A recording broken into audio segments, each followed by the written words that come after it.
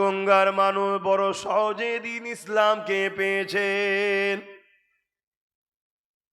জন্ম নিয়ে আমরা মসজিদ দেখেছি, মাদ্রাসা দেখেছি, জন্ম নিয়েই আমরা আলেম ওলামাদের শুনছি, জন্ম নিয়েই আমরা কোরআন তেলাওয়াতের আওয়াজ পাচ্ছি, আমরা এমন করে আজানের আওয়াজ পাচ্ছি। কিন্তু মনে রাখবেন, এই কোরআন আপনার গ্রামে, এই গেলাবাড়িতে এত সহজে আসেনি। এই কোরআনিয়া মাদ্রাসা তৈরি করেছেন, এত সহজে কোরআন আপনার গ্রামে আসেনি। এত সহজে নামাজ, এত সহজে আজান, এত সহজে মসজিদ, এত সহজে দিন ইসলাম আপনার এলাকাতে আসেনি। ইতিহাস গাওয়া দিয়ে দিচ্ছে, হাজারো নয় লাখো লাখো মায়েরা সন্তানারা হয়েছে, লাখো লাখো বোনেরা বিধবা হয়ে গেছে, লাখো লাখো সন্তানেরা এতিম হয়ে গেছে। এরপরে তোমার আমার এলাকায় আল্লাহর দিন ইসলাম পেয়েছি। এত সহজে হয়নি, সহজে পেয়েছি বলে আমাদের গুরুত্ব নেই। ইতিহাসের পাতা সাক্ষী দেয়, একটুখানি সামান্য ভাষান্ত বক্সে আল্লাহ নবী যখন দিনের কথা বলতে লাগলেন, এ নওজওয়ানেরা, আল্লাহ নবীর উপরে মক্কা জালিমরা কম জুলুম করেন গো। এমনও দিন গেছে নবী আমার কাবার সামনে না ইসলামের কথা বলার দরুন, মানবতার পক্ষে কথা বলার দরুন, নারীদের অধিকারের কথা বলার দরুন, ইনসাফের কথা বলার দরুন আমার নবী পাকের গায়ে পর্যন্ত আবু জেহেল হাত তুলে দিয়েছে। শুনছেন? আমার নবীর গায়ে হাত তুলেছে আবু জেহেল, নবীকে আঘাত করেছে। আমরা অনেকে মনে করি ইসলাম মানে দাড়ি টুপি, নামাজ রোজা হজ যাকাত। বড় সমস্যা এটা। এটা একটা ইসলামের অধ্যায় যেটা ব্যক্তি জীবনকে কামিয়াবি করে। ইসলামের ব্যাপক, ইসলাম অন্যায়কে মিটিয়ে ন্যায়কে প্রতিষ্ঠিত করার নাম ইসলাম। ক্ষুধার্ত মানুষকে খানা খাওয়াবার নাম ইসলাম। বস্ত্রহীনকে বস্ত্র দিবার নাম ইসলাম। নারীদেরকে 1500 বছর আগে পুঁতে দিত মানুষেরা জানত। এই নারীদেরকে পুঁতা বন্ধ করে নারীদেরকে অধিকার দিবার নাম হলো ইসলাম। মা বাপকে সম্মান করার নাম ইসলাম। গরিব এতিম অসহায়ের অধিকার দিবার নাম ইসলাম। রেপ মুক্ত, নেশা মুক্ত, দুর্নীতি মুক্ত, খুন মুক্ত, চোর মুক্ত সমাজ গড়ার নাম হলো ইসলাম। জোরে বলুন সুবহানাল্লাহ। এবারে বলুন, চোর মুক্ত সমাজ গড়ার নাম ইসলাম যখন বলবো, চোরেরা আমাকে বলবে যে ওয়াজ করছে, কথা বলছেন না। নেশা মুক্ত সমাজ গড়ার নাম ইসলাম যখন বলবো, যারা মদ ব্যবসায়ী নেশার যে মানুষকে ঢুকাচ্ছে, নেশাগ্রস্ত করছে, তারা আমাকে ভালো নজরে প্রচার করবে ভাই। যখন বলবো এতিমের হক, বিধবার হক, গরিবের হক, ইনসাফের নাম, ইনসানিয়াতের নাম, মানবতার নাম, ন্যায়ের নাম, অন্যায় খতম করার নাম ইসলাম। যারা অন্যায় করে, ন্যায় করে না, যারা মনুষ্যত্বকে যাদের নাই, তারা কি আমাকে ভালো নজরে দেখবে ভাই? এই তো সমস্যা। কিন্তু বড় দুঃখের বিষয়, কোন মুসলমান দাবি করে যদি এ নওজওয়ানেরা জুলুম অত্যাচার করে, অন্যায় করে, রাহাজানি করে, ফিতনা ফাসাদ করে, আল্লাহ নবী জানিয়ে দিলেন, কেউ জালিম জানার পরে কোন মুসলমান যদি তাকে সহযোগিতা করে, মন দিয়ে শুনবে, কেউ অত্যাচারী জানার পরও কোন মুসলমান যদি তার সাথ দেয়, কেউ জালিম জানার পরও কোন মুসলমান যদি তার সাথ দেয়, তাকে শক্তিশালী করে, সহযোগিতা করে, মিশকাত শরীফের মধ্যে হাদিসটা পেয়ে যাবেন। আল্লাহ নবী জানিয়ে দিলেন, ওই মুসলমানটা মুসলমান থাকে না, ও ইসলাম থেকে বেরিয়ে যায়। শুনছেন? এটা বলতে হবে না হবে না? বলুন, বলতে হবে না? নাই নামাজ পড়ে রোজা রেখে যদি জালিমের সাধ্য ইসলাম থেকে বেরিয়ে যেত, ও নামাজের কি নাম? এ নওজোয়ান তরুণেরা, আল্লাহ নবী অনেক কষ্ট করেছে দ্বীন ইসলামের জন্য। আল্লাহ নবী মক্কা জমিনে এসে যখন বলল লা ইলাহা ইল্লাল্লাহ আনা মুহাম্মাদুর রাসূলুল্লাহ, আল্লাহ ছাড়া কোনো ইলাহা নাই, আমি মুহাম্মদ আল্লাহর প্রেরিত রাসূল। তারপরে নবী আমার জানিয়ে দিয়েছে, এ দুনিয়া মানুষেরা, তোমরা নারী হত্যা বন্ধ করো, নারীদেরকে জেন্তু জেন্তু পুঁতে দিও না, নারীদেরকে বাজারে নিলামে তুলতে কোনো বন্ধ করো। তারা বলতে লাগলো, মুহাম্মদ সাল্লাল্লাহু আলাইহি ওয়াসাল্লাম, নারীরা কোনো অশুভ, এদের কোনো বাঁচার অধিকার নাই। আল্লাহ নবী জানিয়ে দিলেন, না না না, নারী হলো অশুভ নয়। যদি কারো সংসারে প্রথম কন্যা সন্তান হয়, এর মানে ওই নারীর বাবাকে আল্লাহ জান্নাতে সংবাদ দিল। তরুণেরা, আল্লাহ নবী আরো জানিয়ে দিলে, কারো ঘরে যদি পর পর একটা দুটো তিনটে কন্যা সন্তান হয়, ওই তিন কন্যার বাবা যদি ওই কন্যা গুলোকে নিয়ে বেজার না হয়ে আল্লাহ দিয়া নিয়ামত মনে করে লালন পালন করে বড় করে দিয়ে নিকাহ বিবাহ দিয়ে দেয়, আমি রাসূলুল্লাহ জানিয়ে দিলাম, ওই তিন কন্যার বাবা আর আমি রাসূলুল্লাহ। আল্লাহ নবী দুটো আঙুল তুলে দেখাচ্ছে, যেমন পাশাপাশি রয়েছে ওই তিন কন্যার বাবা আর আমি রাসূলুল্লাহ, আল্লাহ পাকের জান্নাতে পাশাপাশি থাকিব। আরো জোরে বলুন সুবহান। এগুলো বলবো তো নাকি? আজকে নারীদের উপরে জুলুম হচ্ছে না হয়নি?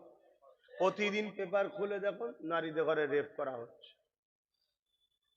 বাচ্চা বাচ্চা বাচ্চা বাচ্চা কন্যা সন্তানরাও নিরাপদ নয়। বলুন বলুন, আমি ভুল বলছি? তাহলে যে সমাজে নারীরা রেপ হয় আর হাজার হাজার পুরুষ এটাকে রুখতে পারে না, এগুলো কি পুরুষ? কথা বলছে না? তাহলে এই সমাজ ব্যবস্থাকে মিটিয়ে দিয়ে নারীদের রেপের হাত থেকে বাঁচানোর সমাজ গড়ার নাম ইসলাম, হ্যাঁ কি না? জোরে বলেন।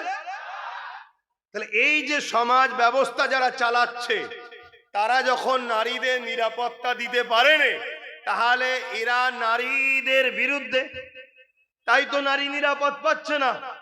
কথা বলছে না তো? তাহলে এদের বিরুদ্ধে বলা দরকার আছে না না? যেমন আপনাদের উত্তর 24 পরগনায় ব্যারাকপুর ভাটপাড়াতে কোনো একজন বলছে ইসলামে নাকি রেপ করাটা পাপ নয়। কথাটা ঠিক বলেছে না ভুল বলেছে? তাহলে নাউজুবিল্লাহ বলুন। এখন বলুন, ওর বিরুদ্ধে বলা দরকার আছে না না? কেন বলবো? বলুন কেন বলবো? একটু কথা বলছি বলে খারাপ লাগছে? কেন? ও যেটা বলেছে ইসলামের নামে মিথ্যাচার, একটা অসত্য কথা বলেছে, এবং যে বলেছে তার দলের অনেক নেতা মন্ত্রীর নামে রেফের মামলা আছে। শুনছেন? তারা যেসব জায়গায় শাসন চালাচ্ছে, সেসব জায়গায় কন্টিনিউ নারীরা রেপ হচ্ছে, তারা রুখতে জোরে বলে পারে না, এবং ইসলামের নামে তারা মিথ্যাচার করছে। তাহলে ইসলামের একজন প্রচারক হিসাবে আমার কি দায়িত্ব নয় খুলে আম মাইকে মুখ দিয়ে সবাইকে ঘোষণা দেওয়া যে এ মানুষ নয়, এ মানবরূপী একটা পশু? কেন এ মিথ্যা কথা বলছে, এ সত্য কথা বলে না, এ সমাজে ফিতনা লাগাচ্ছে, এই ইসলামকে অপমান করছে, এই ইসলামকে খাটো করছে, এই ইসলামের দুশ্মন, এই ইসলামকে বদনাম করে ইসলামকে মিটাবার চেষ্টা করছে, এটা সমাজে বলা নাই হবে না অন্যায় হবে? তাহলে এই জন্যই তো প্রচার করি। বাবেরা, নজওয়ানেরা, তরুণেরা, ইসলামে কি আইন রয়েছে, রেপ করলে কি শাস্তি রয়েছে, আল্লাহ নবী জানিয়ে দিলেন। যে মায়ের যাতে সম্মান করতে পারে না, ও সুরাতে সকলে মানুষ হতে পারে, কিন্তু ওর মনুষ্যত্ব শেষ হয়ে গেছে, ওর এই জমিনের উপরে বেঁচে থাকার কোনো অধিকার নাই। ওকে গলা পর্যন্ত পুঁতে দাও, পাথর মেরে নিক্ষেপ করে করে ওকে মেনে দাও, ওকে খতম করে দাও, শেষ করে দাও।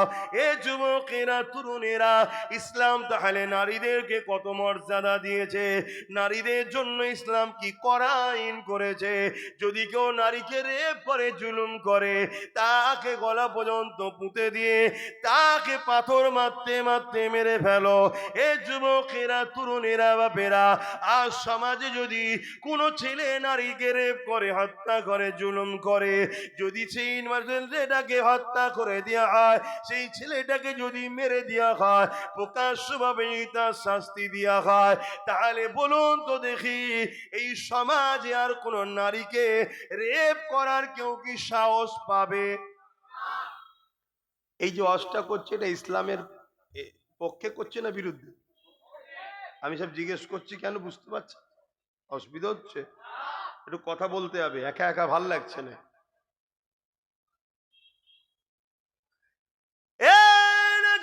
তরুণেরা, কিন্তু আজ আমার প্রশ্ন এই জায়গাতে, যে ইসলাম এত কড়া আইন করেছে, যেখানে আজ একটা নারীকে কেউ যদি রেপ করে, সঙ্গে সঙ্গে তাকে গলা পর্যন্ত পুঁতে দিয়ে পাথর মেরে মেরে ফেলো, এতে বাকি রেপিস যারা রয়েছে, তাদের শয়তানটা ভেতরে যে আছে, ভেতরেই দোদকে দোদকে মরে যায়, যারা আর কোন নারী যেন রেপ না হয়। এটা বাস্তবে প্রমাণ আমার রাসূলুল্লাহ দেখিয়েছে 1450 বছর আগে। এই যুবকেরা, তরুণেরা, আল্লাহ নবী মক্কার মদিনার প্রেসিডেন্ট হলো, এই আইনটা তৈরি করতে গেলে রাজ ক্ষমতার দরকার আছে না নাই? মুখে তো শুধু বলে দিলে হয় না। তাই নবী আমার মদিনার ক্ষমতায় আসলেন, নবী মদিনায় 10 বছর রাজনীতি করা শিখিয়েছে। গো, রাজনীতির কথা বলা যাবে তো নাকি? আবার তো অনেক বলে হুজুরের ছেলেরা রাজনীতির কথা বলবে কেন?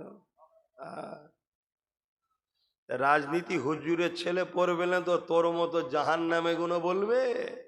হুজুরের ছেলেরাই বলবে। বলা বন্ধ হয়ে গেছিল কেন, আমাদেরকে ঝোড়া চাপাতে দিয়েছিল।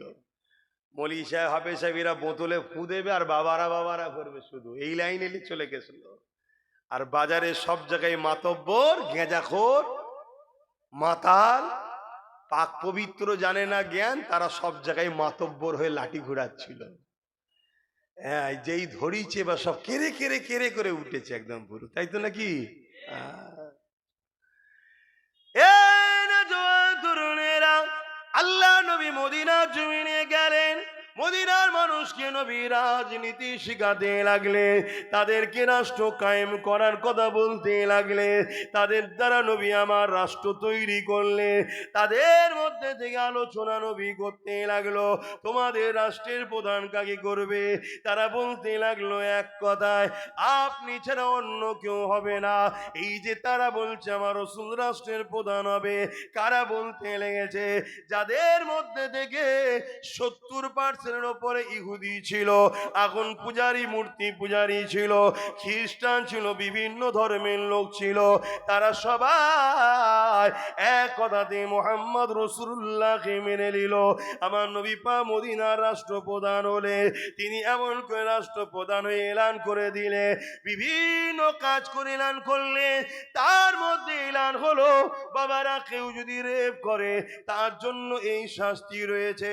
যুবকেরা মন দিয়ে শোনো, 1450 বছর হয়ে গেল ওই যে আইনটা নবী চালু করে দিল, সেই দিন থেকে আজকের দিন পর্যন্ত মদিনার জমিনে নারীরা রেপ তো দূরের কথা, আজকের দিন পর্যন্ত মদিনার জমিনে কোন নারীকে টিজিং টিটকিরিও মারা হয় না।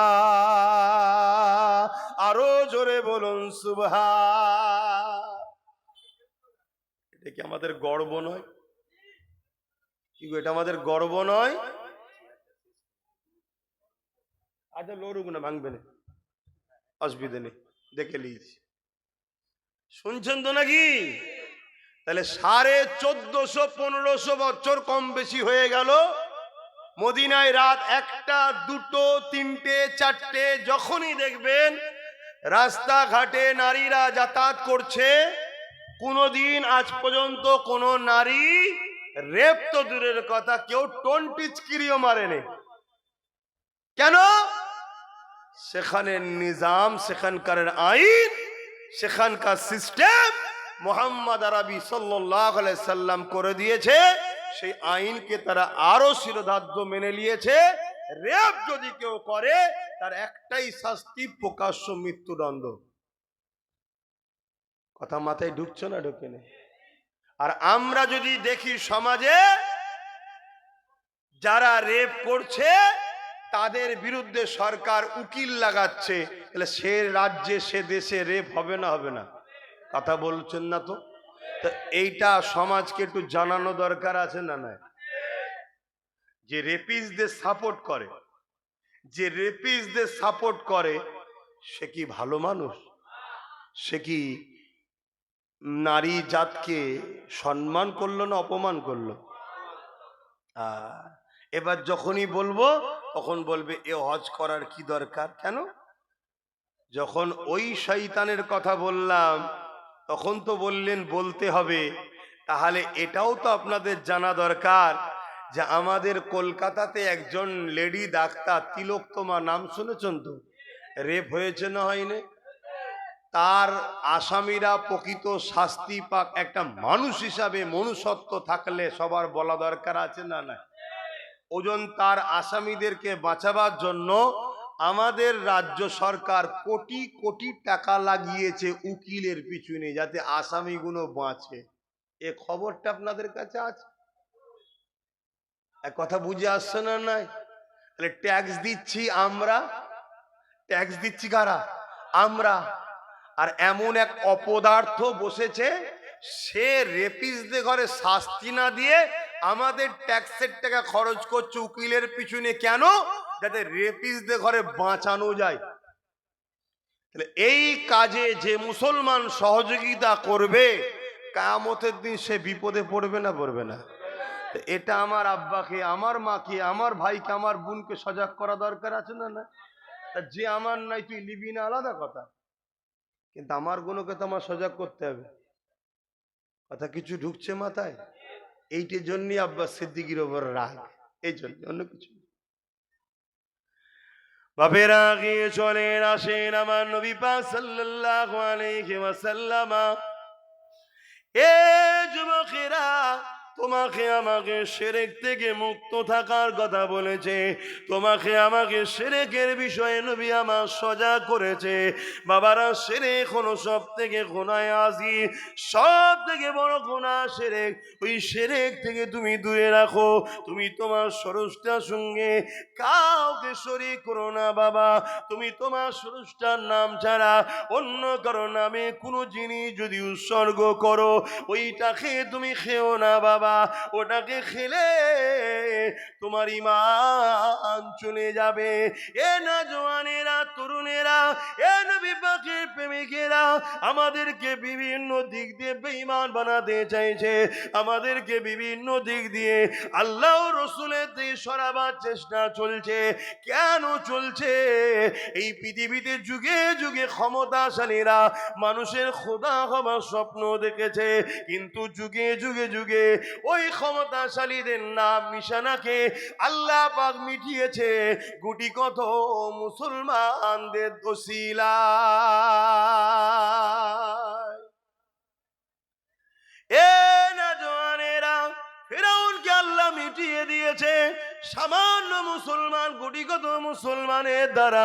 এ যুবকেরা, নমরুদকে আল্লাহ মিটিয়েছে গুটিকত মুসলমানের দ্বারা। বদরের জমিনে আবু জেহেল, উতবা, সাইবার মতো বিশাল বাহিনীকে আল্লাহ পাক নেস্তেনাবুদ করে দিয়েছে গুটিকত মুসলমানের দ্বারা। মাত্র 313 জন ছিল, এদের হাতে কারো অস্ত্র ছিল না, অথচ আবু জেহেলের সংখ্যা 1000 ছিল, তাদের হাতে অস্ত্র ছিল। তারা উট ঘোড়ার পিঠে চেপে এসেছিল। আর এই গুটি কত মুসলমান 313 জন যিনারা ছিলেন, ইনাদের হাতে খাজুরের ডাল ছিল। ইতিহাস আপনারা সবাই জানেন। এ যুবকেরা, তরুণেরা, বাপেরা, ওই লড়াইয়ের ময়দানে কাতার ঠিক হতে লেগেছে। ওই কাতারের মধ্যে দুটো ছোট ছোট বাচ্চা দাঁড়িয়ে রয়েছে। আল্লাহ নবী ওই দুটো বাচ্চার কাছে আগিয়ে গেল। যাবার পরে দেখতে লেগেছে ওই বাচ্চা দুটো পায়ের গোড়াগুলোর ওপরে ডিঙি মেরে মাথাটাকে একটু তুলতে লেগেছে। কেন রাসূলুল্লাহ বলেছে, বাচ্চাদের, বুড়োদের আর নারীদের লড়াইয়ের ময়দানে যেতে নেই এবং এদের ওপরে জুলুমও, এদের ওপরে হামলাও করতে না। এ যুবকেরা, তরুণেরা, এই দুটো বাচ্চা মনে করতে লেগেছে আমরা ছোট ছোট বাচ্চা, আল্লাহ নবী আমাদেরকে নাও নিয়ে যেতে পারে। এই জন্যে পায়ের বোড়াগুলোর উপরে ভর দিয়ে, পায়ের উংলিগুলোর উপরে ভর দিয়ে ডিঙি মেরে ঠেলে মাথাকে হাইট করতে চাইছে, যাতে রাসূলুল্লাহ মনে করে এ কোনো বড় আমাদেরকে চান্স দিয়ে দেয়। একবার ভেবে দেখো যুবকেরা, তুমি আমি কি করতে লেগেছি। আর সেদিনের মক্কা মদিনার ছোট ছোট বাচ্চা কোনো তারা কি করেছে, একবার তোমাকে আমাকে ভাবতে হবে। তুমি আমি লাঠি ধরেছি ইসলাম বিদ্বেষীদের জন্য, তুমি আমি মারপিট করছি ইসলাম বিদ্বেষীদের জন্য, তুমি আমি নিজের কওমের ঘর ভাঙছি ইসলাম বিদ্বেষীদের জন্য, তুমি আমি মুসলমানকে মিথ্যা কেস দিচ্ছি ইসলামের দুশমনের জন্য, তুমি আমি জনসমাজের মধ্যে মস্তানি করছি। সামান্য ভিক্ষা দেবে জালিম ইসলামের দুশমনেরা, তাদের জন্য আজকে করতে লেগেছি। মনে রেখে দিও, তোমার দ্বারা প্রথম আমাকে মিটানো হবে, তারপরে যখন আমি মিটে যাব তোমার পালা আসবে, সেও কিন্তু তোমাকে মিটিয়ে দেবে। শুনছেন তো? মীর জাফর নাম শুনেছেন তো? প্রথম তাকে দিয়ে সিরাজউদ্দৌলাকে মিটালো। কেন সিরাজউদ্দৌলা পর্যন্ত পৌঁছানো সম্ভব হচ্ছিল না ব্রিটিশদের, তাই মীর জাফরকে দিয়ে সিরাজউদ্দৌলাকে প্রথম মিটিয়ে দিল। সিরাজউদ্দৌলা যখন শেষ, ক্ষমতায় চলে এলো ব্রিটিশ। মীর জাফরকে ডেকে বলছে, হারা, তুই যদি তোর জাত ভাইকে মারতে পারিস, তা আমাদেরকে কি আর ছেড়ে দিবি সুযোগ পেলে? কামানের সামনে দাঁড়িয়ে ওকে মেরে দিল। জিসাম মুসলমানরা, আজকের এই ব্রিটিশদের দালাল, এদের সাথ দিচ্ছ, এই জালিমদের সাথ দিচ্ছ, মনে রেখে দিও, এদের দ্বারা তোমাদের ঘরে যে ইরা আমাদের পিছনে লড়াচ্ছে, আমাদের উপরে হামলা করাচ্ছে, আমাদেরকে গালিগালাজ দিয়াচ্ছে, যেদিন মিটে যাব আমরা, সেদিন মনে রাখবে এরা তোমাদেরকেও আর প্রয়োজন। কথা মাথায় ঢুকছে? এখনো বোঝো? কেননা দুনিয়ার সবার লক্ষ্য ইসলামকে মিটাতে হবে, দুনিয়ার সবার লক্ষ্য আল্লাহ দিনকে মিটিয়ে দিতে হবে। তাই যুবকদেরকে একটু বুঝাই আমি, কেননা তোমার আমার দায়িত্ব রয়েছে, কিয়ামতের দিনে আল্লাহ পাকের কাছে জবাবটা দিতে হবে। ওরে আমার বান্দারে, হাত দিয়েছিলাম আমি, এই হাতে তুই কি করেছিস বল। ওরে আমার বান্দারে, পা দিয়েছিলাম আমি, এই পায়ে তুই আমার জন্য কি করেছিস বল। ওরে আমার বান্দারে, জবানে কথা দিয়েছিলাম আমি, এই জবানে আমার জন্য কি করেছি বল। আজ মুসলমানের ঘরে ছেলেরা এই হাত দিয়ে মসজিদ তৈরি করা তো দূরের কথা, এই হাত দিয়ে মাদ্রাসাকে বাঁচানো তো দূরের কথা, যারা মসজিদ মাদ্রাসাকে মিটিয়ে দিচ্ছে, মুসলমানের ঘরে ছেলেরা তাদের ঝান্ডা ধরে ঘুরে বেড়াচ্ছে, তাদেরকে শক্তিশালী করার জন্য তাদের হয়ে মারপিট করতে লেগেছে। মনে রেখে দিও, কিয়ামতের দিন আল্লাহ পাক কিন্তু তোমাকে এই হিসাবটা নেবে, ছাড়বে না। এই কথাগুলো আমার কমকে ভাবানো দরকার আছে না নাই? আজকে মাদ্রাসা ভাঙা হচ্ছে না হয়নি? কথা বলুন, কারা ভাঙছে? কথা বলছে না, কারা ভাঙছে বলবেন? এই তো বললেন ভাঙা হচ্ছে, কারা ভাঙছে? কেন্দ্রের বিজেপি সরকার মাদ্রাসা ভাঙছে, ভাঙছে না ভাঙেনি? কথা বলছো না তো? আর আমাদের রাজ্য সরকার মাদ্রাসা বাঁচাচ্ছে তো, কথা বলছে না? না ইনার বিষয়ে বলা যাবে না, ইনি ভাঙে ভাঙুক নাকি? কেন ইনি আমাদেরকে তো কিছু ভিক্ষা দেয়, অথবা মাদ্রাসা ভাঙুক কি যাক। ও আমাদেরকে দেয়নি, ও কেন ভাঙবে? ও যদি ভিক্ষা দেয় ভাঙবে, অসুবিধে নেই, এরকম ব্যাপার নাকি? এই না জওয়ান তরুণেরা, যারা আমার মাদ্রাসা দুশ্মন তারা আমাদের দুশ্মন, যারা আমার মসজিদের দুশ্মন তারা আমার দুশ্মন। এই আকীদা আমাদেরকে তৈরি করতে হবে। দুনিয়াদারি চলতে গিয়ে একে অপরকে সাথ দিচ্ছি দেবে, আলাদা বিষয়। ততক্ষণ পর্যন্ত বন্ধুত্ব থাকবে, ততক্ষণ পর্যন্ত সম্পর্ক থাকবে, যতক্ষণ পর্যন্ত তুমি আমার দ্বীনের বিরোধী না করবে। তুমি মানবে না মানবে এটা তোমার ব্যাপার, তুমি বুঝে নেবে। কিন্তু তুমি আমার দ্বীনের বিরোধী করছো কেন? তুমি যদি নাও মানো, মানুষ হিসেবে তোমার সঙ্গে আমি মিশবো, কিন্তু আমার দ্বীনের বিরোধী যদি করো তাহলে তোমার সঙ্গে আমার মিশা সম্ভব না।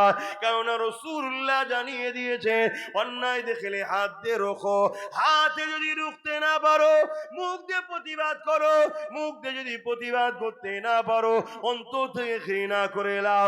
এ যুবকেরা, তরুণেরা, বাপেরা, তাহলে আজকে কেউ মাদ্রাসা ভাঙবে, কেউ মসজিদ ভাঙবে, কেউ মাদ্রাসা শিক্ষা বন্ধ করে দিয়ে ইসলামের শিক্ষা কেন্দ্র, ইসলামের ভান্ডার যেখানে, সেই কেন্দ্রগুলোকে যারা মিটাতে চাইবে এদেরকে হাত দিয়ে রুখা দরকার আছে না না? আল্লাহ নবী বললেন হাত দিয়ে রুখতে, যদি হাত দিয়ে রুখতে না পারো মুখ দিয়ে প্রতিবাদের দরকার আছে না না? যদি মুখেও প্রতিবাদ করতে না পারো আল্লাহ নবী বললেন অন্তর থেকে ঘৃণা করে দূরে সরে যা। যদি ঘৃণা করে দূরে সরে যাবার কথা নবী আমার যখন বললেন, আল্লাহ নবী বললেন এই ঈমানটা হলো বড় দুর্বল। কোন ঈমানটা দুর্বল? অন্তর থেকে ঘৃণা করে সরে যাওয়া, কিন্তু ঈমান আছে, কিন্তু দুর্বল ঈমান। তাহলে এ ক্যাটাগরির ঈমান কি? মসজিদ মাদ্রাসা কেউ ভাঙছে, হাত দিয়ে রোখো। শুনছেন? যদি হাতে রুখতে না পারো মুখ দিয়ে প্রতিবাদ করো, যদি মুখ দিয়ে প্রতিবাদ করতে না পারো অন্তর থেকে ঘৃণা করো। যদি ঘৃণা করো তারও ঈমান আছে, কিন্তু হাত দিয়ে যে রুখছে তার মতো নয়, মুখ দিয়ে যে প্রতিবাদ করছে তার মতো নয়, কিন্তু ঈমান আছে। কিন্তু কেউ যদি হাত দিয়ে প্রতিবাদ না করে, মুখ দিয়ে প্রতিবাদ না করে, অন্তর থেকে ঘৃণা না করে মসজিদ মাদ্রাসা দুশ্মনকে সাপোর্ট করে, তার কি ঈমান আছে? এই কথাটা আব্বাস সিদ্দিকীর বলাতে অনেকের কষ্ট হচ্ছে। কার? মুসলমানের। তাহলে এ মুসলমানটা মোমেন না মুনাফিক? এই যে হাতের তালুতে ঈমান রাখা, আগুন রাখার থেকে কষ্ট। এই না জওয়ান তরুণেরা, আল্লাহ নবী কত কষ্ট করেছে যে দিন ইসলামের জন্য, আজ দুনিয়ার কারো স্বার্থের জন্য, তুমি ঘর বাড়ি টাকা পয়সা স্বার্থের জন্য আমার নবী দুশ্মনদের বিরুদ্ধে কথা বললে তোমার দিলে যদি ব্যথা হয়, কষ্ট হয়, মনে রেখে দিও তুমি মুনাফিক হয়ে গেছো। তোমাকে কলেমা রদ্দ কবুল করে নিয়ে নতুন করে ইসলামের মধ্যে আসতে হবে, নচেত এই অবস্থায় যদি মারা যাও দুনিয়ার লোক হয়তো বুঝতে পারবে না, তোমার জানাজাতেও যাবে মিনহা খালাকনাকুম ওয়া ফিহা নুঈদুকুম ওয়া মিনহা নুখরিজুকুম তারাতান উখরা বলে তোমাকে মাটিও দিয়ে চলে আসবে। কিন্তু মনে রেখে দিও তুমি বেঈমান হয়ে গেছো, তাই কবরে তোমার জাহান্নামের আগুন আল্লাহ জ্বালিয়ে দেবে, আখিরাতটা বড় ভয়ানক হয়ে যাবে। এই না জওয়ান তরুণেরা, এই মসজিদ মাদ্রাসার জন্য, এই দিন ইসলামের জন্য আজ প্যালেস্টাইনবাসীরা তারা নিজেদের পরিবার, নিজেদের ঘর সবকিছুকে উজাড় করে দিল, কিন্তু মসজিদ আকসাকে তারা ছাড়লো না। আজও তারা লড়াই করে যাচ্ছে। আল্লাহ পাক তাদের ঈমানে এত তাকত দিয়েছে, তারা মসজিদ আকসার অপমানকে কোনোভাবে মানতে পারছে না। এক পরিবারের 5 সন্তান ছিল, 5 জন ইন্তেকাল করেছে, স্বামীও ইন্তেকাল করেছে। স্ত্রীকে মিডিয়া প্রশ্ন করছে, যা আপনার স্বামী চলে গেছে, 5টা সন্তান সন্তান ছিল চলে গেছে, সেই স্ত্রী বলতে লেগেছে আল্লাহ দিয়েছে, আল্লাহ পাক ডেকে নিয়েছে, ওটা আমার কাছে বড় বিষয় না। আমার কাছে বড় বিষয় হলো আল্লাহর ঘর কোনোভাবে মিটতে দেওয়া যাবে না। আরো জোরে বলুন সুবহান।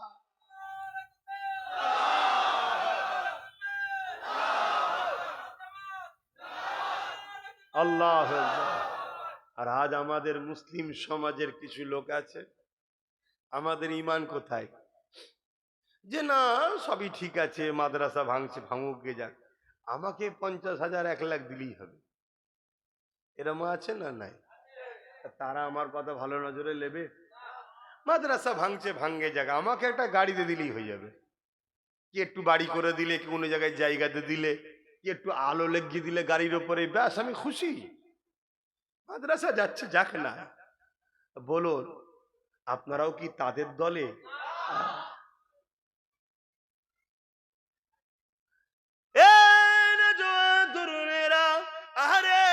নবীকে ভালোবাসার নাম ঈমান। নবীর মহব্বত যদি তোমার আমার অন্তরে থাকে, মনে রেখে দিও আমার নবী পাকের জুতা মোবারক নিয়ে কেউ যদি তুচ্ছ তাচ্ছিল্য করে, সে সঙ্গে সঙ্গে কাফের হয়ে যাবে। তাহলে নবীর ঘর মাদ্রাসাকে নিয়ে তুচ্ছ তাচ্ছিল্য করলে কি কাফের হবে না? এ যুবকেরা, তরুণেরা, আল্লাহর কোরআনকে নিয়ে কেউ তুচ্ছ তাচ্ছিল্য কি কাফের হবে না? আজ আমি হক কথাগুলো বলছি বলে আজ একদল মানুষ আমার পিছনে লেগে গেছে, কোনো অসুবিধা নাই, আরো লাগো। পুরো দুনিয়া যদি আমার মোকাবেলায় চলে আসে, আমি তথাপিও তাদের মোকাবেলায় প্রস্তুত রয়েছি ইনশাআল্লাহ। কিন্তু কোরআনের বিরুদ্ধে কেউ কথা বলবে, তাকে মেনে নেওয়া যাবে না। আজকে এই মাদ্রাসায় কোরআন শিক্ষা দেওয়া হয়, এই কোরআনের কত না সম্মান, কত না মর্যাদা। কিয়ামতের দিনে আল্লাহ পাক এই কোরআনকে সুন্দর করে সাজাবে। এই কোরআন আল্লাহ পাকের আরশে আজিমের নিচে এমন করে কুদরতি ভাবে ঘুরতে থাকবে। আল্লাহ পাকের ক্ষমতা আছে না নাই? এ যুবকেরা, ওই লাউহে মাহফুজে যে রক্ষিত রয়েছে, যে কোরআন ধারাবাহিক ভাবে রোজার মাসে আমার রাসূলুল্লাহর উপরে নাজিল আল্লাহ করেছে, ওই কোরআনকে আল্লাহ সুন্দর করে সাজিয়ে দেবে। আল্লাহর আরশে আজিমের নিচে ঘোরাঘুরি করতে থাকবে। আমার আল্লাহ পাক জিজ্ঞাসা করতে লাগবে, আমার পাক কালামুল্লাহ, আজ আপনি আমার কাছে কিছু বলতে চান নাকি? ওই সময় কালামুল্লাহ বলতে লাগবে, ও রাব্বি আল্লাহ পাক, দুনিয়া জমিনে যারা আমাকে মহব্বত করেছে, আমাকে পেয়ার করেছে, আমাকে সিনার মধ্যে রেখেছে, আমাকে চুমা দিয়েছে, আমাকে চোখে লাগিয়েছে, আমাকে মাথায় তুলেছে, আমাকে আদর করেছে, এ আল্লাহ হয়তো পড়তে পারে রে, কিন্তু আমাকে চুমা দিয়ে আদর করে বুকে জড়িয়ে ধরেছে, আমার জন্য লড়াই পর্যন্ত করেছে, আমার জন্য অনেকে জান পর্যন্ত দিয়ে দিয়েছে। এ রাব্বি আল্লাহ, আজ আমি কালামুল্লাহ আপনার কাছে বলতে চাই, কোরআনকে যারা মহব্বত করেছে, আজকের এই কঠিন দিনে আপনি তাদেরকে নাজাত দিন। আল্লাহ নবী নূরের জবানে বলে দিলে, কিয়ামতের দিনে যাদের সিনাতে কোরআন রয়েছে, যারা হাফেজে হাক্কানি হয়েছে, যারা কোরআনকে পিয়ার করেছে, কোরআনকে মহব্বত করেছে, কোরআনের কথা বলেছে, কোরআনের পক্ষে দাঁড়িয়েছে, এমন ব্যক্তি যে কোরআন পড়তে পারে না কিন্তু খুলেছে, খুলে আগুল বুলিয়ে বুলিয়ে আল্লাহ পাকের কথা যাদের চুমা দিয়েছে, এই রকম ব্যক্তি কিয়ামতের দিনে ওই কোরআনের শাফাতের ওসিলায় আল্লাহ পাকের জান্নাতে চলে যাবে। আরো জোরে বলুন সুবহান।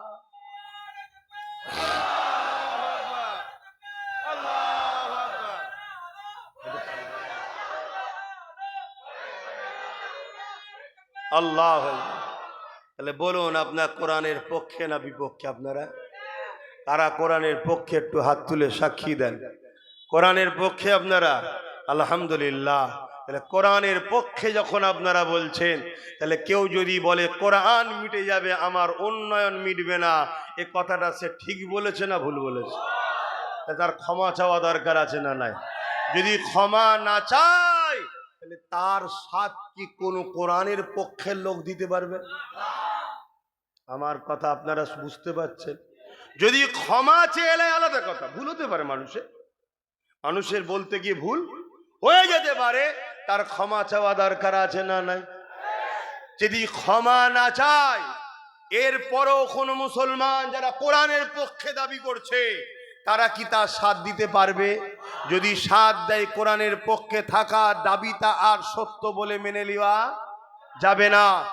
এই কথাই কারা একমত? ও যদি ক্ষমা না চায়, ওর সাথ আমরা দেবো না। কে কে সাথ দিতে আমার সঙ্গে একমত? হাত তুলে দেখান, হাত লম্বা করে তোলেন। আল্লাহর দেখছে কিন্তু, ধোকা দিচ্ছেন না তো? এই মজলিসে বসে ধোকা দিচ্ছেন না তো? হাত নামান। আপনারা যদি সত্যি কোরআনকে ভালোবাসেন তাহলে সংগঠিত হন, ওর ঘাড়কে ক্ষমা চাইতে হবে। আর আপনারা যদি দালালি করেন, সামান্য ভিক্ষায় ওদের কাছে যদি বিক্রি হয়ে যান, আজ জমানে বলেছে কোরআন শেষ হয়ে যাবে, কালকে কোরআনকে সত্যি মিটাবার জন্য মাদ্রাসাগুলোকে এরা ব্যান্ড করে দেবে। আর মাদ্রাসা যখন থাকবে না, কোরআন তখন পড়াবেন কোথায়? যেমন চীনের বুকে কোরআন রাখলে তাকে বন্দী করা হয়, এরাও আগামী দিন করবে। এর জন্য দোষী আপনারা হবেন। আর আপনারা যদি আজকে সংগঠিত হন, যে ক্ষমা যদি না চাও, তাহলে তোমার সাথ আর দিতে পারছি না। কেন? তোমার সাথ দিলে আমাদের ঈমান থাকবে না। কেন? তুমি যে কথা বলেছো কোরআনের বিরুদ্ধে বলেছো। অতএব কোরআনের বিরোধীকারীকে সাপোর্ট করা ঈমানদারের কাজ হতে পারে না, পারে না, পারে না। এই কথাগুলো বলে দেওয়া দরকার আছে না না? বলে দিলে যারা মুসলিম শরীয়তে মুনাফিক আছে তাদের সমস্যা হচ্ছে। হুজুর কি আর পাসনি? আব্বাসকেই করতে হবে দাও। হুজুর কি আর নেই? এলে ফেতনা হবে। আর পুলিশকে যে বলছে এলে দাঙ্গা হবে। আচ্ছা, এখানে দাঙ্গার কি কথা হচ্ছে? দাঙ্গা তো নেতারা লাগায় নিজেদের রাজনীতির রুটি শক্ত করবে বলে। দাঙ্গা কোনো সাধারণ মানুষ করে না। কেউ ফিতনা চাই না, সে মুসলিম হোক আর হিন্দু হোক, সবাই সুখে শান্তিতেই থাকতে চায়, মানুষে মানুষে মিলেমিশে থাকতে চায়।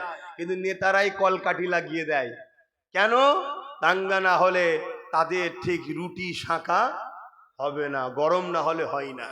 তাহলে বলুন, আব্বাস সিদ্দিকীর অজে অসুবিধে হচ্ছে?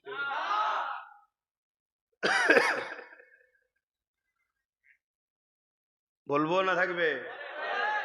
ভুলে যাবেন না তো? যদি ভুলে যান, কপাল ফাটা জাহান্নামে ঢুকবেন। কি করা যাবে? আর কিচ্ছু করার নেই। খোলাখুলি কথা আমার কাছে। বাপ, তুমি ভাবছো আমি নামাজ পড়ি তো, আমি হজ করি তো? নামাজ তো আব্দুল্লাহ ইবনে উবাইও করেছিল, হজ তো আব্দুল্লাহ ইবনে উবাইও করেছিল। রাইসুল মুনাফিক আব্দুল্লাহ ইবনে উবাই, নাম শোনেন? একটু বলবো? এই যুবকরা শুনবে? হ্যাঁ শোনো।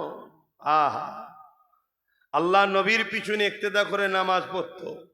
মদিনা নববী শরীফে রসুল ইমাম, আর নবী পাকের পিছু পিছু সোজাসুজি দাঁড়াতো, অন্য কাউকে দাঁড়াতে দিত না। সরো, আমি দাঁড়াবো। দাঁড়িয়ে গিয়ে নামাজ পড়তো।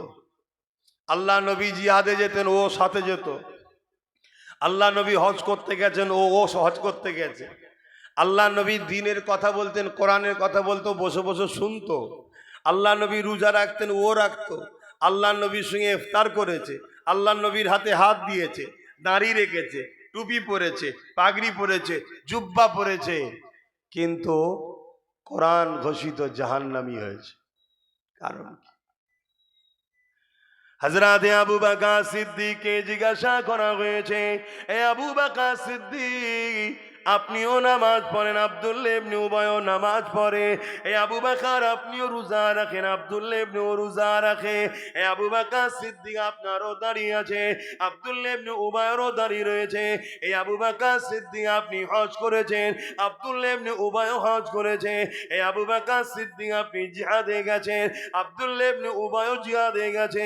এই আবু বকর সিদ্দিক, আপনার দাড়ি টুপি জুব্বা পাগড়ি আছে, আব্দুল্লাহ ইবনে উবাইয়ের দাড়ি টুপি জুব্বা পাগড়ি আছে।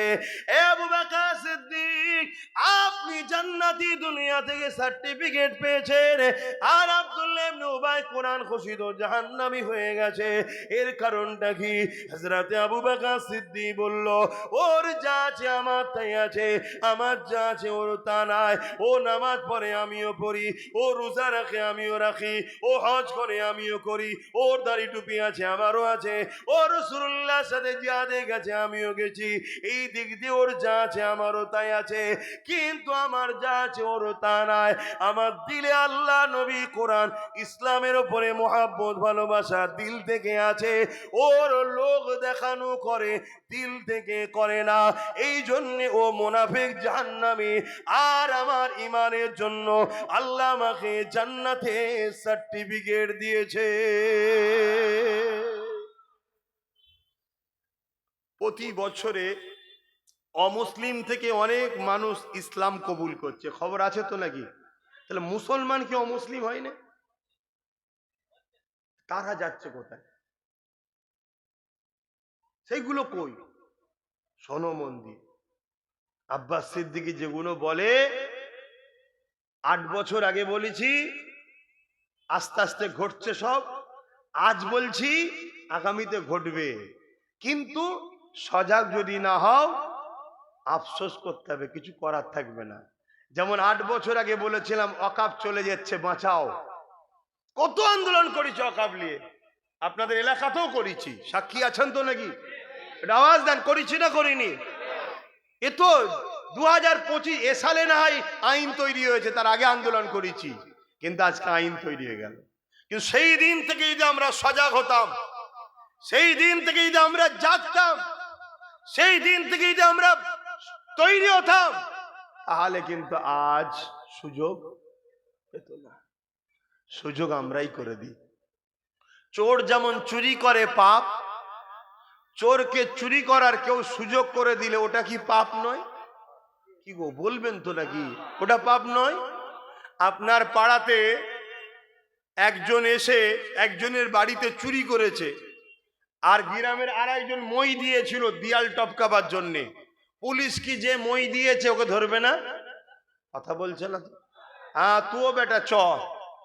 স্যার আমি তো কিছু ভাগ পাইনি। ভাগ পাসনি তো কি হয়েছে, মই দিলি কেন? কি আব্বা ঠিক বলছি তো নাকি? মই দিলি কেন? ঠিক তেমনই আজ ওয়াকফের কেউ আইন তৈরি করেছে, তার তো শাস্তি হবে হবে, কিন্তু মনে রাখবে তাকে যদি আমরা সহযোগিতা করে থাকি আমাদেরকে আল্লাহ ছেড়ে দেবে নাকি? একটা জমিন পড়ে আছে, লোকজন নোংরা আবর্জনা ফেলছে, দীর্ঘ বছর ধরে কেউ কিছু বলছে না। লাস্টে কারো না কারো নজর যাবে না যাবে না, হ্যাঁ কি ব্যাপার, এই জমিটা এইভাবে ইউজ হচ্ছে, ভালো জায়গা, চল দখল করে লে। আর যখন দখল করে লেছে তখন চিল্লালে আর হবে? আমার কথা বুঝছেন? এজন্য এখনো জাগাচ্ছি, এখনো সময় আছে। হাত কেটেছে ঠিকই, কিন্তু শরীর থেকে আলাদা হয়ে যায়নি, এখনো আছে। সেলাই টিলাই দিয়ে ব্যান্ডিজ ফ্যান্ডিজ করো, আশা রাখা যাচ্ছে জুড়ে যেতে পারে। হয়তো একটু দুর্বল হবে, কিন্তু জুড়ে যাওয়ার চান্স আছে না নাই? আবার আল্লাহ চাইলে এই হাতটাই এত শক্তিশালী হবে, আগের হাতটাও অত শক্তিশালী নাও হতে পারে। এরকমও ইতিহাস আছে না নাই? এই বদরের ময়দানে দুটো বাচ্চা ছেলের কথা বলছিলাম।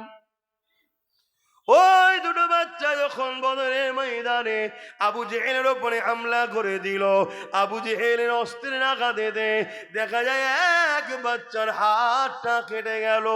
এ যুবকেরা, তরুণেরা, বাপেরা, অনেক বড় কথা, পরবর্তী সময় যখন লড়াই থেমে গেল, আল্লাহ নবী হাতটাকে খুঁজে নিয়ে এসে ওইখানে লেগিয়ে আল্লাহ নবী হাতটা বুলিয়ে দিয়েছিল। সঙ্গে সঙ্গে আমার আল্লাহ পাকের কুদরতি ক্ষমতায় নবী পাকের হাতের এত পাওয়ার আল্লাহ দিয়েছে, ওই হাতটা জুড়ে যায়। এই না তরুণে যুবকেরা ওই সাহাবী বলতে লেগেছে, বাকি জীবনটা আমি এই হাত দিয়ে এত উপকার পেয়েছি, আমার যে হাতটা কাটা ছিল না ওই হাতের থেকেও আরো শক্তিশালী ক্ষমতা আল্লাহ নবীর স্পর্শ লাগা ওই কাটা হাত জুড়ে গেছে, যেটা ওই হাতে আরো বেশি ক্ষমতা পেয়েছি। তাহলে সেই নবীর দিনের জন্য, সেই নবীর ইসলামের জন্য আজ আমরা যদি লড়াই করি, সংগঠিত হই, আল্লাহ পাকের সাহায্য অবশ্যই আসবে। এ নওজওয়ানেরা, তরুণেরা, বাপেরা, এ নবী পাকের প্রেমিকেরা, আরে নবী আমার কত কষ্ট করেছে। আল্লাহ নবীর জীবনে এমনও দিন গেছে, নবী আমার সিজদায় যখন পড়ে গেছে, মক্কা জালিমরা আমার নবী পাকের পিঠের উপরে পচা দুম্বার ভুঁড়ি চাপিয়ে দিয়েছে। আল্লাহ নবী নিঃশ্বাস নিতে পারে না, নবী আমার কষ্ট করতে লেগেছে, দম বন্ধ হয়ে আসতে লেগেছে, নিঃশ্বাস নিতে বড় কষ্ট হচ্ছে। এই অবস্থায় নবী আমার সিজদায় পড়ে গেছে, সিজদায় পড়ে কাঁদে, সিজদায় পড়ে তাসবিহ পড়তে লেগেছে। এ যুবকেরা, তরুণীরা, বাপেরা, আজকে জালিমরা আমরা সিজদায় গেলে আমাদের পিঠে পচা খিল চাপিয়ে দিচ্ছে না। আজকে জালিমরা রাত পাওয়ারের জোরে আমাদের সিজদার জায়গাগুলোকে দখল করে নিচ্ছে, সিজদা দিওয়াটাকে বন্ধ করে দিবার প্ল্যান করছে। বুঝতে পারছেন তো? সেদিনও জুলুম হয়েছে, আজকেও জুলুম হচ্ছে, পদ্ধতিটা শুধু চেঞ্জ হয়েছে। সেদিনও জুলুম করেছে জালিম শাসকরা, আজকেও জুলুম করছে কারা? জালিম শাসকরা। কিন্তু সেদিনে ডাইরেক্ট ছিল, আর আজকে বড় দুঃখ, আমার কওমের গাদ্দাররা এই জালিমদের সাথ দিচ্ছে, তাই এরা এত সাহস পাচ্ছে। কেউ একজন বলেছিল মাদ্রাসায় জঙ্গি তৈরি হয়, আমার কওমের লোক তাদের পাশ থেকে সরে যাওয়ার জন্য তাদের ক্ষমতা চলে গেছে না যায়নি? জোরে বলুন।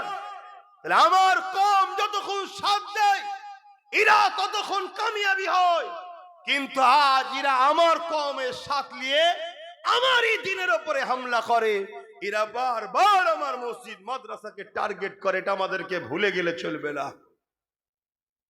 বড় দুঃখ, এই কথা কোন সমাজকে জানানো, সজাগ করা, প্রত্যেকটা মসজিদ থেকে, প্রত্যেকটা জলসা থেকে, প্রত্যেকটা খানকা দরবার থেকে সবার উচিত। সবাই যখন বলবে তবে তো সমাজ জাতি জাগবে।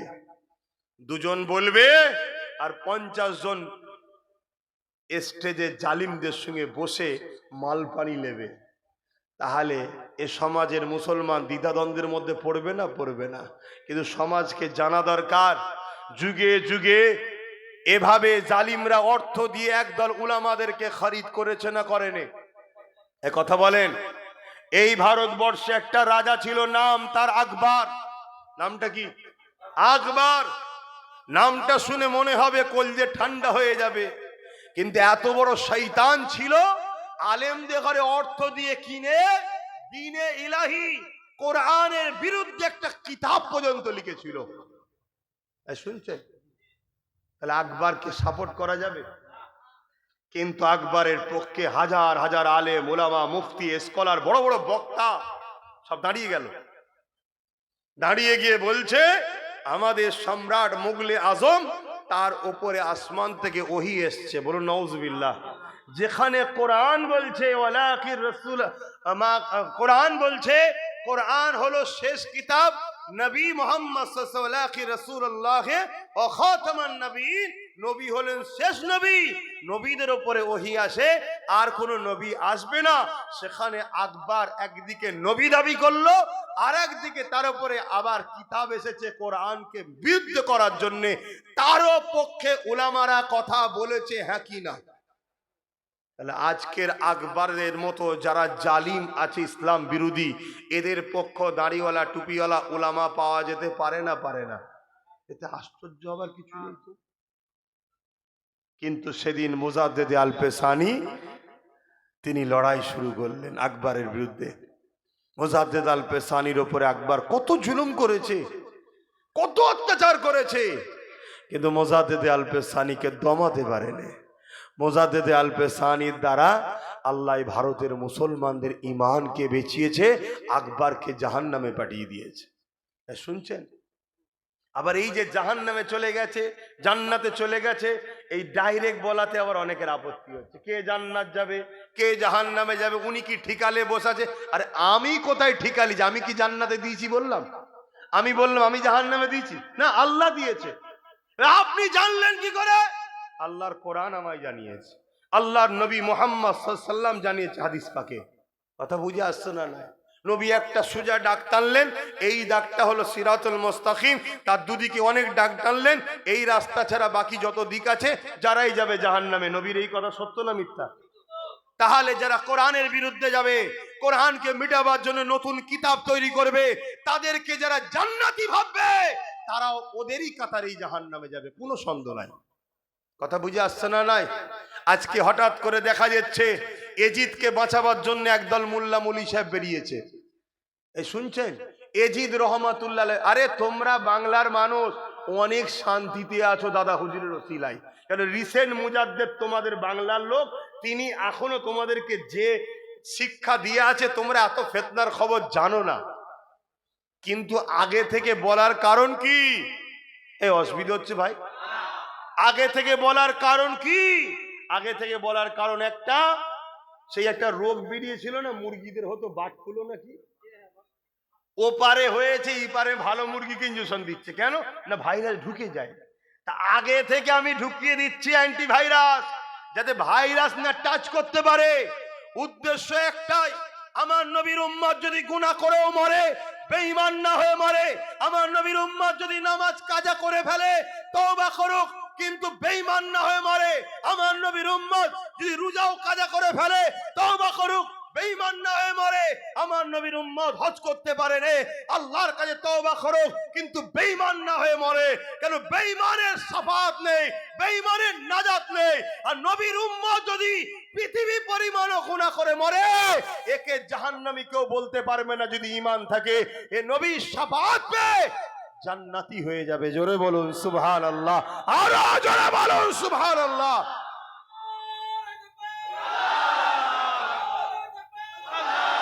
তাহলে এই যে ফিতনা থেকে, এই যে আপনাদেরকে ধ্বংস করার চক্রান্ত চলছে, এ থেকে বাঁচানোটা কি আমি ভুল করছি? বড় দুঃখ বাপ। এরপরও একদল মুসলিম ভাই কি নেশাতে আছে আল্লাহই জানে, কেন যে এরা যাচ্ছে না আল্লাহই জানে। কথা বুঝে আসছে? আরে তোকে যদি একে এতই ভালো লাগে যে কে ছাড়তে পারছিস নি, তাহলে একে বোঝা না যে আপনি যা কাজ করছেন এতে আপনার অবস্থা খারাপ হয়ে যাবে। আপনি ক্ষমা চেয়ে এলেন, নচেত আমাদের কিছু করার থাকবে না। কথা বুঝে আসছে না? নাই। কত বড় ষড়যন্ত্র হচ্ছে। এই যে সব প্যান্ট শার্ট পরা, দাড়ি চাচা, সিনেমা দেখা, গান শোনা, ফাংশনে যাওয়া, কিন্তু কেউ বলতে পারবে এরা জাহান্নামী, এরা কাফের? কেউ বলতে পারবে? কিন্তু গায়রুল্লাহর সঙ্গে শরিক করা কোনো জিনিস যদি খায়, কথা বলে গায়রুল্লাহ, আল্লাহ ছাড়া অন্য কারো কোনো উপাসনার জিনিস, শরিক করা জিনিস যদি খায়, সঙ্গে সঙ্গে বেঈমান কাফের হয়ে যাবে। এদের ঘরে কাফের বানাবার প্ল্যান করছে না করেন? কথা বলুন, বলুন বলুন বলুন, কে করেছে বলুন? এই কথা যখনই বলে দিচ্ছি, বলছে এটা কি দরকার বলার? ওরে শয়তান, তুই চুপি চুপি আমার কমকে শেষ করে দিবার প্ল্যান করবি, ওটা দোষ নয়। আর আমি বলে দিলে দোষ? হ্যাঁ, বলবো না থাকবে? কথা বলেন, বলবো না থাকবে? দীঘাতে একটা মন্দির হয়েছে জানেন? হ্যাঁ, আচ্ছা, সরকারের কাজ মন্দির মসজিদ করা, মসজিদ তো করে না, যাই হোক মন্দির করা। তারপরেও চলো, ও লোকের ধর্ম যেটা, সে তার ধর্ম স্থান করছে, তার হাতে ক্ষমতা আছে, টাকা পয়সাকে নষ্ট করছে, যা পাচ্ছে যেটা ভাল লাগছে করকে যাক। ও বাবা, খুশিতে আবার রেশনের মাধ্যম দিয়ে প্রসাদ খাওয়াচ্ছে। আচ্ছা বলো তো, আমি যদি একটা কিছু করি আর খুশিতে যদি গরু জবাই করে গোস্ত অমুসলিমদের ঘরে খাওয়ায়, এটা কি উচিত হবে? কেন? সেটা তাদের পছন্দ নয়, এটা ধর্মে নিষেধ আছে। কিন্তু আমার কাছে জায়েজ আছে, ঠিক তেমন প্রসাদ তাদের কাছে জায়েজ, আমার কাছে হারাম। না যায় না, হারাম, চলবে না। শুনছেন তো নাকি? এবং শিরকি জিনিস, তাহলে সেই জিনিসটা রেশনের মাধ্যম দিয়ে খাওয়াচ্ছে, তাহলে এদের পরিকল্পনা কি? আমাদেরকে ঈমান রাখা না বেঈমান বানানো? যারা আপনাকে বেঈমান বানাতে চায় তারা আপনার বন্ধু না দুশমন? হাত তুলে আল্লাহকে সাক্ষী রেখে বলুন, বন্ধু না দুশমন? দুশমন তো নাকি? হাত না বান, দুশমন তো। তাহলে দুশমনকে যদি জানার পরও আপনি সাপোর্ট করেন, তাহলে আপনার তো মরণ হওয়া দরকারই আছে। এক কথা শুনছেন না শোনেন না? এবারে বলছেন সবই বুঝলাম ভাইজান, কিন্তু কি করব, ডাকাতের হাত থেকে বাঁচার জন্য চোরের কোলেই থাকছি। ও, ডাকাতের হাত থেকে বাঁচার জন্য চোরের সাপোর্ট নিচ্ছিস? ডাকাত আর চোরের মধ্যে কোয়ালিটি কি? ডাকাত কুকুর চুরি করে, চোর মাছ চুরি করে। পার্থক্য কি বলবেন তো? ও সব চুরি করে, এ শুধু মাছটা চুরি করে। কথা বুঝে আসছে না? নাই, কিন্তু চোরই তো একদিন চুরি করতে করতে ডাকাত হয়। আর চোরের সঙ্গে ডাকাতের বন্ধুত্ব থাকে না? থাকে না? তা যদি ডাকাতি রুখতে হয় তা ভালো লোক দিয়ে রোক না, চোরের দ্বারা বিশ্বাস করছিস কেন? যদি তোমার ওইটাই মনে হয় যে ডাকাত রুখতে হবে, তা চোরকে দিয়ে ডাকাত রুকা যায়? হ্যাঁ, কিন্তু আমার কাছে একটা কথা, তুমি ডাকাতকে ভয় করলে আল্লাহর আযাবকে ভয় করবে না? বলো বলো, আল্লাহর আযাবকে ভয় করবে না? আচ্ছা, আমার আল্লাহ যদি ভূমিকম্প দিয়ে তোমাকে আমাকে মেরে ফেলে, তাহলে কে বাঁচাবে তখন? আল্লাহ তো পক্ষে নয় তুমি আমি। তাহলে আল্লাহ যদি তোমাকে আমাকে আযাব দিয়ে মেরে ফেলে, তাহলে ও থেকে বাঁচাবার কার সাথ দেবে? শুনছো? অতএব বাঁচাবার মালিক কে? আওয়াজ দে বলো, কে? মারার মালিক কে? আল্লাহর উপরে ভরসা রাখো, আল্লাহর উপরে ভরসা রাখো, অন্য কারোর উপরে নয়। এটাই তো আল্লাহর পরীক্ষা। আল্লাহ সন্তান দিয়ে পরীক্ষা নেয়, আল্লাহ বাপ মা দিয়ে পরীক্ষা নেয়, আল্লাহ অর্থ দিয়ে পরীক্ষা নেয়। আল্লাহর পরীক্ষা হচ্ছে বাংলার মুসলমান তোমাদের ঘরে। একদিকে বিশাল স্বৈরাচারী অত্যাচারী জালেম শাসক ঢুকার জন্য চেষ্টা করছে, আর একদিকে যাকে আমরা এনেছি তারাই আমার মসজিদ মাদ্রাসার কোরআনের আবার বিরোধী শুরু করেছে। এটা তো বাংলার মুসলমানের ইমানের পরীক্ষা চলছে। এই জায়গায় তোমরা কি ফায়সালা লাও, এটাই পরীক্ষা। যদি আমাকে বিশ্বাস করো তাহলে আমি একটাই কথা বলবো, আল্লাহর উপরে তাওয়াক্কুল করে না ডাকাত না চোর, নিজেদের পায়ে দাঁড়াবার চেষ্টা করো। যা কপালে আছে হবে, মৃত্যু তো একদিন না একদিন হবে। কমসে কম আল্লাহকে বলতে পারবো যে আল্লাহ, তোমার দুশ্মন সে বড় হোক আর ছোট হোক কারো সাথে যাইনি, তোমার খুশির জন্য জানের পাওড়াও করিনি যে আমাদেরকে মেরে ফেলতে পারে ডাকাত এলে। শুনছেন তো নাকি? কিন্তু তারপরও তোমার যে কোরআন শেষ হয়ে যাবে বলেছিল, যে মাদ্রাসাকে বোল্ডুজার দিয়ে ভাঙে, যে তোমাকে কি বলে আমাদেরকে হারাম ইসলাম বিরোধী খাদ্য খাইয়ে আমাদেরকে বেঈমান করবে বলেছিল, তার থেকে আমরা মুখ ফুরিয়ে নিয়েছি খোদা শুধু তোমার জন্য।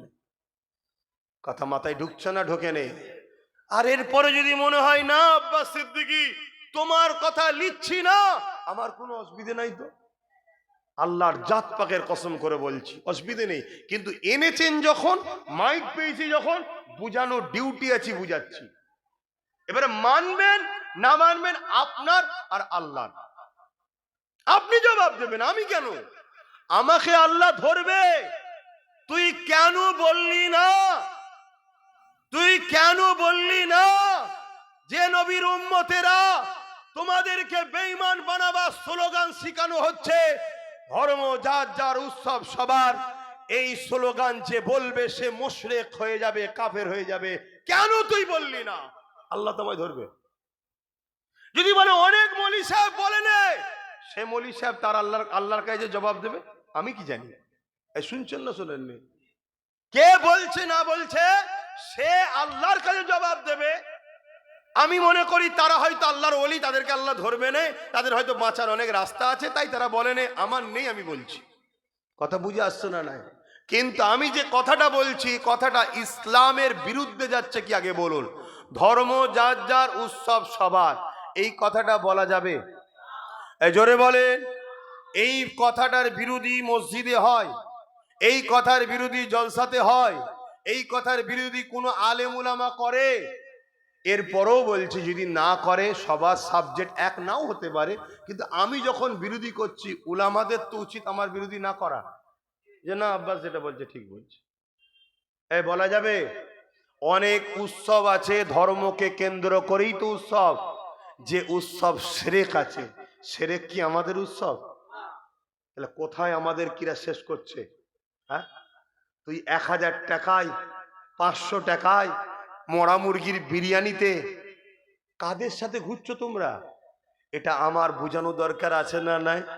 যখন দেখছে দাদা হুজুরের সিলসিলার মুরিদ তো মনে হচ্ছে ফসকে গেল, সরকার এবার চেষ্টা করছে দাদা পীরের সিলসিলাটাকে মিটাবার। আমার কথা আজ না হলো 1-2 মাসের মধ্যে আপনি বুঝে যাবেন, 1-2 মাসের মধ্যে বুঝে যাবেন আমার কথা। সরকার যখন দেখে নিয়েছে দাদা পীরের সিলসিলার মুরিদদের তার ধরা যাচ্ছে না, ও তো সব মুখ ঘুরিয়ে নিচ্ছে, শুনছেন না শোনেন, তখন নতুন করে প্ল্যান করছে যে আরো তো অনেক সিলসিলা আছে, সেই সিলসিলাগুলোকে অর্থ দাও, সেই সিলসিলাগুলোকে প্রমোট করো, সেই সিলসিলাগুলোকে সহযোগিতা করো, তাদেরকে তোলো, দাদা পীরের সিলসিলাকে মিটিয়ে দাও। আমি এতটুকু আপনাকে বলে যেতে পারি, দাদা পীরের সিলসিলা হচ্ছে কবুলিয়াতের সিলসিলা।